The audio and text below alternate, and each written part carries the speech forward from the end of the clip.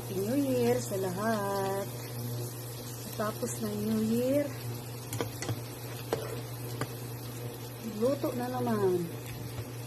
Luluto ako ng hipon, butter, shrimp, na madaming bawang. Ayan, kulay brown na.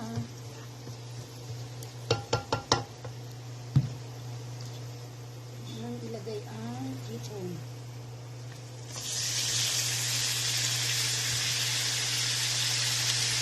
Galing po yan, galing yan na Resicarena Camarense. Mas mura doon ang hipon ng konti kaysa dito sa Naga City. Ayan, thank you sa nagbigay, si Jessa Marie.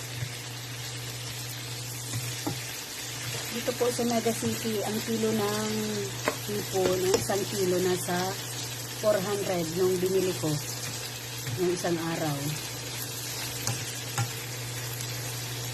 Ayan, lagyan ng panika